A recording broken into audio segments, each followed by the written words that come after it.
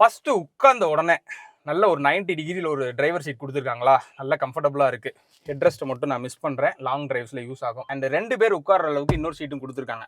So இது walk through cabin நான் சொல்லியிருந்தேன்ல, அதுக்கேற்ற மாதிரி இந்த கியர் ஸ்டிக்கும் நம்மளுக்கு டேஷ்போர்டோட அட்டாச் ஆயிருக்கு. ஸோ அதனால இங்கேயும் நடந்து போயிட்டு வரலாம், கொஞ்சம் கம்ஃபர்டபுளாக ஃப்ரீயாகவே இருக்கும். அண்ட் இன்னொன்று முக்கியமானது சொல்ல போனால், நம்மளுக்கு வந்து அந்த ஹேண்ட் பிரேக் வந்து இந்த சீட் தானே வரும். ஸோ இதில் வந்து ரைட் சைட் கொடுத்துருக்காங்க.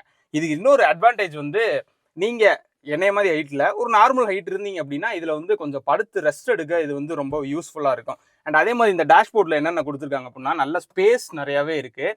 இது வந்து ஏசி கேபின் வேணும்னா வாங்கிக்கலாம், இல்லைன்னா நார்மல் கேபின் இங்கே ஆப்ஷனை கொடுத்துருக்காங்க. ஸோ இந்த சுவிட்சஸ் பார்த்தீங்க அப்படின்னா எக்கோ ப்ளஸ்ஸு, நம்ம ஹெட்லைட் அட்ஜஸ்டர் சுவிட்சு, யூஎஸ்பி சார்ஜிங்கு, இது எல்லாமே இந்த இதில் கொடுத்துருக்காங்க. கீழே வந்து ஏசிக்கான நாப்ஸு, இது வந்து மேனுவல் டாப்ஸ் நல்லாவே இருக்கு யூஸ் பண்றதுக்கு.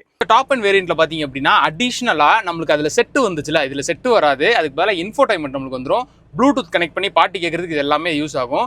அதே மாதிரி ரிவர்ஸ் எடுக்கிறதுக்கு ரிவர்ஸ் கேம் சொன்னேன்ல, அந்த ரிவர்ஸ் கேமும் இங்க வந்து நம்மளுக்கு தெரிஞ்சிடும். அண்ட் அது போக வந்து பாத்தீங்க அப்படின்னா நமக்கு டேஷ் கேமும் அவைலபிளா இருக்கு, ஃப்ரண்ட் அண்ட் பேக் எடுக்கிறதுக்கு. ஸோ இது வந்து இன்கேஸ் ஆஃப் ஏதாச்சும் ஆக்சிடென்ட் ஆச்சு அப்படின்னா இது வந்து ரொம்பவே உங்களுக்கு யூஸ்ஃபுல்லா இருக்கும்.